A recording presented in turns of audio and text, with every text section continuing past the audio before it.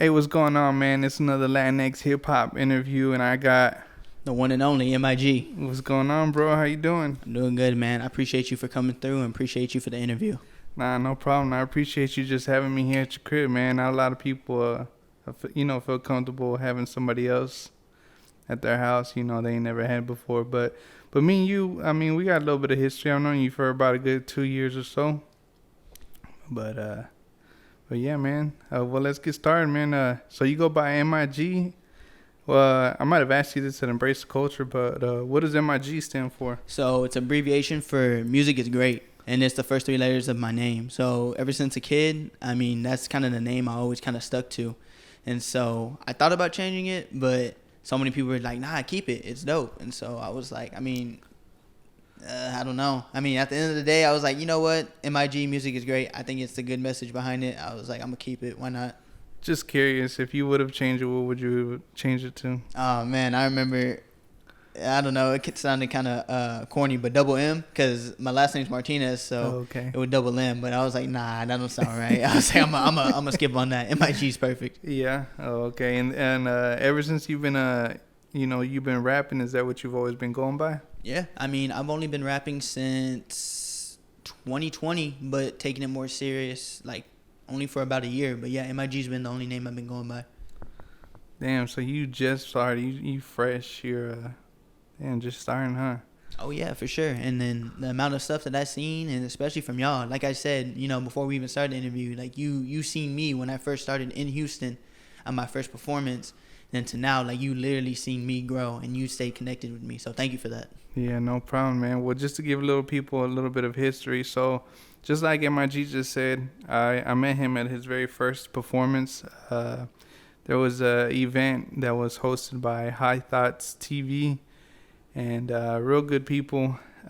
He was there, he performed, and I was there with Carlos Slim. Carlos Slim performed, and ever since then we've still been connected. And I didn't tell him I ran the Latinx hip hop page at first, but like I've told people, I wanted to stay anonymous. But yeah, man, now we're connected. Now we're here doing interviews and linking up with a whole bunch of people, and it's crazy to see where me and you are at.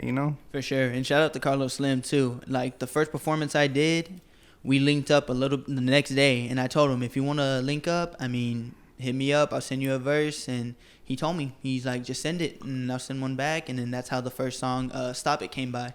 So shout out to him. I'm like forever gonna shout him out, and I already know he's hella talented. And I feel like I said, to this day, I feel like a lot of people sleep on him, but at the end of the day, his talent gonna shine. I guarantee you. Yeah, most definitely, I agree with you. Well, man, I mean, I know this is your very first interview, so man, I got to take things back and take it back and see how you became who you are. And so you started rapping in 2020. What influenced you to start to begin with?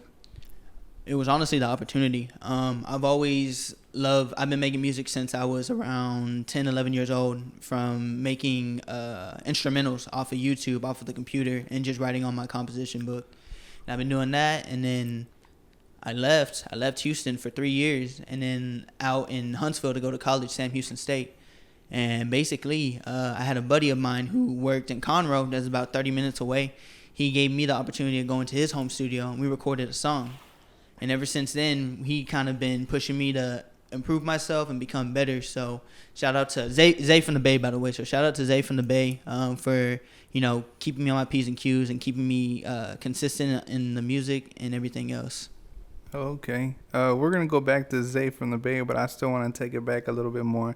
So you say you would produce at the age of 10? Is that No, I was writing music. Oh, I was writing music. I was doing instrumentals like off of YouTube. Like one of my first songs that I did was "Forever" with Drake and Kanye and all of them. I heard that song. I saw the music video. I was like, I gotta write to it. Yeah. So I just went on YouTube, instrumental, and just started writing. And then ever since then, it's like composition full of just random instrumentals. It was just crazy. So, But is there anything that influenced that? Like, what made you want to say, hey, I'm gonna, I want to write to these instrumentals? Like, is there anybody, like a family member or just some sort of influence, a celebrity or whatever, that made you feel like, oh shit, just rapping alone, creating poetry or whatever, that interested you, and and it made you want to do it. Was there any influence behind that? I mean, honestly, I just kind of stumbled upon it. I mean, I've always had hip hop around me. My dad was jamming out to Chop and Screw every time we take a trip to anywhere. I was always riding with him, and he always had his Chop and Screw tapes. He would have the mixtapes from Slim Thug. He would do the remixes off all the other songs. I thought it was dope. And then pretty soon, I was just like, man, what if I just started writing too? And then it was all right here and there, but I just kept writing, and just slowly just improved from it. So it's just really just stumbling upon the music. No one really like influenced me. So I would say the closest would be my dad, but really it was just me, myself. And what does your dad think about your music today? Has he heard it? Well, yeah. When people first heard about it, I mean, you already know. When people hear that you're making music, they're like, no way. And, the first couple songs, they're not going to be your best, but it was the fact that I was doing it. It wasn't really if I was good or not. It was just where I was going to, it was more of a, this is something that's always been in my life, and I finally have the opportunity to do it, and I wasn't going to let it pass, especially me being in college and me just, just experiencing new things, being on my own. I was like, it's the perfect time to do it, just to kind of find myself. Yeah. Okay, man. Sounds good. And so that whole time when you were writing your rhymes, and so I'm guessing that was all middle school, high school, and then once you went to college, you met Zay from the Bay, and you started actually recording? Yeah, middle school was whenever I first started getting into it, and in high school, I was still writing, but like I said, no one was really giving me the chance to go record. I didn't know anything about, going to studio time, how to, where to look up beats, how to even make a song in the first place. So once going to college, he had the home studio, and then we were just kind of just freestyling over something, and then made my first track in 2020, and people really liked it, and that was my first song ever. And I'm not gonna lie to you, the verse took me about over a month to write because I wanted to make sure it was perfect. I mean, it was all right. It was an all right verse for being my first one, but it was just a lot of people liked it, and that kind of gave me the confidence to keep going. Oh, okay. Yeah, man. So I was looking at your catalog, and I did see that, I saw your catalog on Apple Music. I don't know if there was some you put previously, like on SoundCloud or just YouTube alone. Was there anything before you and Zay the Bay? Is it Zay? Zay from the Bay. Zay from the Bay. Is there anything before that? Because I saw y'all put a collab project that's on all streaming platforms. Is there anything before that? There was a single. So the single was called Diamonds and Rings. That was my first ever song that we did, and that was the first song that took me over a month to write the verse just to make sure it sounded good. And it was that and a couple other tracks, but I ended up taking them off just to kind of, just kind of get away with that chapter and start doing like more solo projects and stuff, and solo tracks and everything else. Okay. And what's your relationship with him now? Oh, we still talk to each other every day. Yeah. He has his own type of journey, and I have my own, but we always give each other advice. And then he lives in Conroe, so it's about an hour away from here, the Houston area. But we'll link up every so often, and we'll just pick out beats. We'll write songs, and then we'll just keep them in the vault. And then if we want to release them together, or if he wants to keep the song, or if I want to keep it, it's really what we do. So we're a relationship strong right now. Oh, okay, that's cool. So yeah, so you had that project, and then I saw you did the songs with Slim. You've done some other singles by yourself. I saw AB, and then I'm starting to see you and Chris KH do a lot together. How did that relationship come about? It was through y'all's playlist. Whenever it was one of his songs, I think it was called Guap, and then my song ISO. That was the one that really got me, like, people to like check me out, which definitely boosted my confidence up like crazy. But yeah, it was crazy because I was looking through just the whole playlist. I always look through y'all's playlist, and I'm like, okay, he's cool, he's dope. And I saw him, I was like, damn, this is really dope. And I looked him up, and I was like, I'll follow him. And then the next day I woke up to a DM like, hey, bro, I just listened to your song, ISO. Like, it's hard and stuff. And he's from California. Yeah. And so they have a different sound compared to, obviously, to Houston. And he was like, like, I hear the Houston sound from everyone, but from you, it's like a different sound. Ever since then, we kind of just started talking. We've been talking about making tracks and just, doing other stuff in the future, too. So is there a talks of a collab EP or anything like that? Cause as of right now, no. We do have a couple songs. He is gonna be on my project though. We have a Mm. song that we're gonna link up for pretty soon and finish that song. He's gonna be the only feature on the project. Oh shit. So yeah, for sure, he's definitely helped me improve as an artist, and he's shown me a lot with his experience too. Yeah, that's dope, man. I love to see. I love to see how a bunch of people have connected. You know, through the little things that I've done, from playlists, to tournaments, and all that. It's really bringing everybody together from different sides of the states, at least. Yeah. So now that's really cool. What else? Oh, so I look at your songs, your singles mainly. You seem to have a big influence with basketball. Yeah. Are you just a fan of I basketball? love basketball. Did you play like in school or something? I played only in middle school and a little bit in high school, but Yeah. besides that, I mean, it's always just been played anywhere. Like if the homies hit me up, or if I join the league or anything, I love basketball. Yeah. And you'll see a lot of my songs and like a couple bars I spit and stuff like that. You're gonna hear it a lot, and that's something that's just gonna come. It's always gonna be there. It's never gonna go away. That's dope. So it's just, I don't know. It's just something with basketball, man. It's just I love it too much. Yeah, I'm pretty sure I know the answer, but what's your favorite basketball team? Favorite basketball team? I mean, I've always been a Houston Rockets fan, honestly. Yeah. But I'm a big time James Harden fan. Okay. James Harden is like best player. I mean, how he is now, I mean, it's all right. But compared to back then, like, dude, like, that man can play. And, like, wherever he goes, I'm always going to be a fan. That's always going to be, like, my team wherever he goes. Gotcha. So what do you think you have more of a love for, hip-hop or basketball? I think it's hip-hop. Hip-hop's always been there. Basketball, like, I love it. But I think it's just with music, I feel like I've been, like, kind of guided to different opportunities and stuff like that. Basketball, I've had a couple of different opportunities, but I kind of just stopped giving it more attention or stopped working on it more, and then I started like kind of taking that music path. Basketball's always there, but music, I don't know, I just take it way more serious and put more focus on that. Okay. So you mentioned you go to school, and what you're going to school for, is it anything music related, or I mean, I don't know if you want to share that. If you could share that, what is it you're going to school for? It's marketing. Marketing? Yep. Oh wow, okay. And so I don't think it was a coincidence, because marketing was already before I got into taking music more seriously. I've always been I consider myself a businessman. I love having different business opportunities, and that's how I see music. And so I had a talk with different people. I was like, I can put my marketing and then music together, and that's something that a lot of artists, I wish they kind of knew more about, because it's not just about having dope music and just making badass music videos and stuff. You gotta promote your shit. You gotta have it out there, because if not, no one's gonna hear about you. And I feel like that's what kind of gets me ahead of the competition, as far as compared to these people that have been doing it for years, where they're gradually increasing their fan base. But for me, I feel like I've gotten a good amount of fan base just by promoting my music the way that I feel like it should be promoted.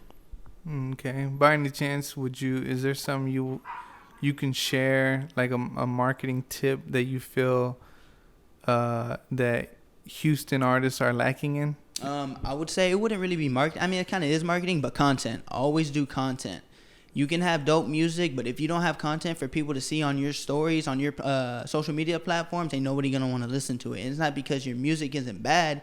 It's because you got to get that snippet, and just to attract their attention, because you have maybe minimum 3 seconds. So with those 3 seconds, you got to grab their attention, because I want to see, not even in Houston, it's really just any artist, I want to see them make it. I want to know someone. Like, if it's not me, I'm not going to be a hater and be like, oh, that should have been me. No, if I see someone, if it's Slim, if it's anyone else around that I know or fuck with, that make it, I'm going to be happy for them. I feel like that's another thing with a lot of artists. They don't want to, help each other. And I know that's another topic, and that's another story. But, content. At the end of the day, just get creative with it, and whatever you think's gonna be dope in the content, do it. You got nothing to lose. Yeah. Well, speaking on the people that you want to see win, who are some artists that besides Slim that that I guess that you like, that you want to see win, that you're cheering for, I guess you could say? Well, besides Slim, I would say I like Type Shit Jazzy. We're gonna link up soon. She's been talking about she wanted to collab with me. She did it on a story or something. I was like, oh, that's dope. Mm-hmm. I told her once the project's done, I mean, that's my next focus.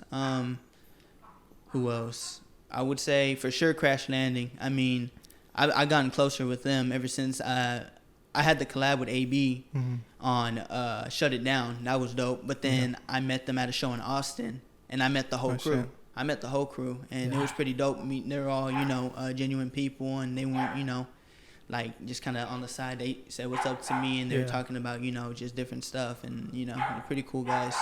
That's cool. That's cool. Who else, man? There's so many other artists that I would want to see win. There's just so many. But as far on the top, those couple people for sure. Yeah. Is there an artist you haven't met yet that you want to work with? Work with, man. I'm trying to think who. I think Yazzie Nicole's dope. She's pretty dope. I haven't met her. I would love to work with Lopez. I just met her at one of my she was at the show too. Mm-hmm. And I met her. I actually got to shake her hand and tell her like she's dope and stuff like that. So shout out to them. I'm trying to think of a male artist though. Who was it? I would love to work with what's his name? Spaceman Apollo. I like him. He's dope. I like him. And someone else too. But that's a couple people though. Yeah. That's a couple people. There's plenty more. There's so many artists, but yeah, that's a couple on top of the head so far. Nah, yeah, there's a lot of talented artists out there, and there's a couple people I would like to see you work with. You didn't name them, but I think there's a couple other people that I think you would do pretty well with. But yeah, man. Well, the next thing I want to talk about is your album. This album you have coming out. So it's called Take Two. Take Two. Take Two. Take Two. Take Two. Yeah, that's gonna be it. I'm just letting people know. So okay. Once it drops, I was just letting people know because get stuck in the head. Okay. For a second, I thought it was gonna be like you're gonna repeat it multiple times. Just Take Two. Don't forget it. Take Two. So what's the like? Is there a meaning behind Take Two? Because this isn't your second album, right? No. Well, I had a project called Graduation Around the Corner. That was a kind of That's with Zay. No. That was Training Camp. Oh, okay. So I released a solo project called Graduation Around the Corner about literally right before I came back to Houston, which was in May 2021. That's when I dropped it, and it's not on any streaming platform. The only song that is on there or that's on streaming platforms is Pressure Is Up. That was part of it. So that's why I decided to bring it back. Oh man, well that makes sense. I'm over here because for every interview I prepared, like I listened to everybody's music before, like coming on the way over here, and you telling me that you had another project. I'm thinking to myself, I didn't see anything, and but you cleared it up. You said it wasn't on streaming platforms, so. But anyways, back to it. So what's the meaning behind the name Take Two? So, like I said before, I went to college. I was gone for 3 years. Mm-hmm. I always music's always been there with me, but I finally got that opportunity back in Huntsville to make music and actually record and know how everything worked. So coming back to Houston, this is my take two of everything. Now I'm back as a Houston artist, seeing how everything works as far as the industry and how connections and how every other artist is. Because, before I was 17 years old, and I went to go out of town to Huntsville. Now I came back, I was 21, 22 or something like that, and just, I lived on my own back then, learned how everything worked, and it was just, a whole learning experience, and that kind of what takes part in the project, kind of learn what I've seen and experienced as far as the project. And the hard thing about it is everything has a story behind it for all the songs that are going to be on the project. Okay. And it sucks because I had to give myself only the summer to write stories because it could keep going now. Like I could write a song, like just the recent stuff that happened in the past month to me, but there has to be a stopping point to where, it just kind of just to leave that chapter off of me finally like putting my foot in the door and just making music and people knowing who I am. So yeah, that's basically what Take Two is gonna be about, and I'm really excited for it. And like I said, Take Two, Take Two, Take Two. It don't have a release date yet, but I guarantee you, before 2022 ends, it's gonna come out, and you don't want to miss it. I got a whole bunch of dope music coming out on that project. Okay, that's what I was gonna ask. I was gonna ask for a date, and I know you said Chris KH is the only feature. Does that mean he's gonna be only on one song? Or you got him on more than one song? No, only gonna be on one song, but he's taking a part in the mix and mastering. Along with other people too. I'm not gonna give him shout him out just yet until I get everyone because there's other people who want to help with it too. So once all that's finally complete, I'm gonna give everyone their flowers and say thank you and everything like that. So they'll get their credit though. It's gonna come once everything's said and done. Okay, that's dope. And how many tracks are we getting? Take two, take two, take two. Get ready, okay? All right, we'll skip that question. It's all good, man. It's all good. Anything? I mean, I know I'm speaking too far into the future, but besides Take Two, is there any other plans that you could tell us in the future? I know I asked if there was like a Chris KH collab EP or anything like that. Is there just anything that you can tell us? Anything else? I would just say features. As far as I really hope that this project does well and kind of gets more people around the Houston area to know who I am.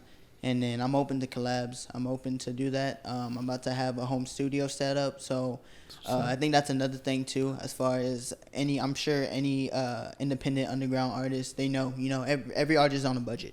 Yeah. Nobody, that's the reason where we are, we haven't made it yet. We're trying. That's the grind, the hustle. Mm-hmm. So I know everyone has invested time into it, their sacrifices and everything. So, once I get that home studio, it's going to be, all gas, no brakes, because I'll have everything set up here.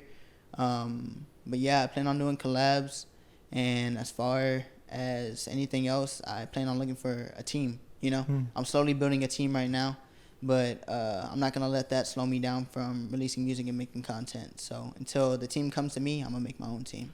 So when you say a team, because I feel like a team can be different things, and I'm going to break it down the way that I see it. I know there's some, because I'm kind of curious what kind of team you're looking for. So I know there's teams to where it's, it's a group of artists and they're, kind of like NWA or whatever. Mm-hmm. Just all a bunch of, everybody's an artist.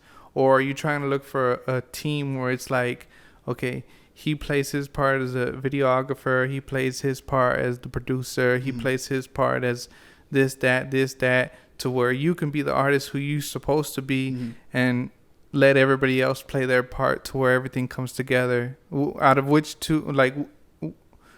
two options that I gave you, which team are you looking for? It would be just some of the videographer, the manager. You have someone working social media. I fucking hate social media. It's good. It's a blessing and a curse, because you gotta be on top of it so people know, who you are. You gotta make a presence, especially me. I go to shows and stuff, and I try my best to go support other artists and stuff like that. But there's just times where I can't, It's just that investment in time, different. I have to be at different places. I have a family and stuff like that, and as far as being an artist, there's certain times where that time has to be invested in that, and then the family time has to be invested as well.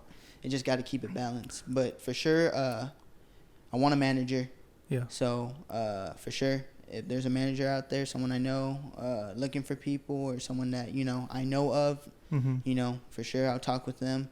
That's really my main concern. As far as the rest of the team, I just need someone to hold the camera. Honestly, I can do everything else myself, and that's why I try not to depend on nobody else, because I'm not going to wait on the team. I'm going to make my team, and that's kind of just me doing everything. Yeah. So speaking on that, now I would say the most important thing, only because like how you mentioned, content has to be created. I do believe if you had a videographer or a photographer behind you, I feel like you're ahead of the game. That's my opinion. But I do have a question for you. Because I do hear a lot of artists that say, man, if I had a manager, this would be easy. So you looking for a manager, what exactly do you feel like you need them to do that you can't do yourself? As far as probably the connections, I mean, I feel like a manager should be someone who is wiser, know more about the game. Mm-hmm. Because obviously, me coming in only a couple years in and taking it more seriously, only a year in, I don't know too much. I know how to make content. I know how to make good music. I know how to grab people's attention. It's just someone has to know someone already and be like, yo, like this guy's dope. Like I know there's 100 artists out there trying to get your attention, but like give this guy a listen. He's pretty dope. So when it comes going back to the manager thing, I think when it comes to an artist looking for a manager, um, I think they gotta be willing to really listen to them because okay, I don't know if you're familiar with Smooth Vega. Sounds familiar. Okay, look him up when you have a chance. So Smooth Vega, he even said he manages like 17 Instagram accounts. Mm-hmm. So and he tells his artists, he tells them, this is what you got to do. Mm-hmm. I need this type of content from you today. Mm-hmm. I need this type of content from you today at 3 p.m. or whatever. I need this, I need that. Are you willing? Like, I know everybody, like I said, everybody wants a manager. Mm-hmm. And I don't see a lot of artists, willing to listen because I know some people are hard-headed. But are you willing for a manager to tell you those things? Like, hey, have this content ready. I need you to do this with, okay, this song, you can do this kind of like trending, not a dance, but you can do some sort of trend with it on TikTok and we'll get it going. Like, would you be willing to listen to that? I mean, that would have to be a conversation that we would sit down, It's just like a, business. Mm-hmm. We got to know that we're both at the same level, where as long as he tells me what his plans are and my plans are in that same area, Mm-hmm. that's fine. Like I don't mind I love making content. As long as I have the content there, I'm going to make something creative about it. I feel like that's what's great about me is that, me being 24, I'm really in the middle of everything, of seeing the trends and everything like that. And I feel like as long as the manager, we see eye to eye and, he's trying to do the best for me and I'm obviously do the best for him, Mm-hmm. then for sure. I mean, why not? And not only that, not only on the content part, but on the music part. Like, would you be willing for a manager to say, "Hey, scratch that hook," or you know what, switch up the words a little bit, or say this word instead of that word? Mm-hmm. Are you willing to? Oh yeah, for sure. I mean, if he's there, that's how me and Zay from the Bay are. Like, we'll send each other a song or we'll send each other a verse, and this this man will go far beyond, and he'll cut me off in the middle of the verse, and it might not even be the verse, it might be the energy. He'll just cut me off, and he goes, "That was whack as hell." He goes, "You need to do it again." And then if he doesn't like nothing, he goes, "Do it again." And I think I'm blessed by that he, from a young age, from me barely starting, he showed me that. He goes, "You can't get upset." He goes, "Do you want to get better? Do you want to improve yourself? Exactly. Then have thick skin and don't be afraid to, hear stuff like that." So, I mean, I want someone like that. Chris K's like that as well. He's not going to just sit there and because he's an engineer as well. Mm-hmm. He's not just going to hit play, record, mix and match. He's going to let you know, hey, I feel like this isn't the sound. I feel like if we do this or if you add this or you take this out, it's going to sound dope. And, know, and I ain't got to agree to it all the time. But if we, agree to disagree and it makes sense, okay, I'm going to go with it. So, got to have an open mind, especially with this. Yeah, most definitely. You got to. Yeah, man. So I kind of think that's all I got for you. If there's anything you want to say, you can plug in your Instagram, and if there's something you think we missed that you want to speak about, the floor is yours. Let's see. First off, thank you Latinx Hip Hop for coming out here today and interviewing me. I know there's a whole bunch of other artists out there, and I'm one of the few people that you chose so far, so thank you for that. If Latinx Hip Hop has shouted you out on their page or showed you love, you better go cop some merch. Go buy a shirt. Appreciate for everyone, for your family, everyone, because Latinx is making moves. So shout out to Latinx, okay? Appreciate that. What else? Take two. It's coming. Remember. I guarantee you. I can't say much about it right now, but it's all gonna fall into place. So it's coming. Besides that, I think that's about it, man. So yeah, that's about it. All right, man. Well, shit. Appreciate you. Thank you.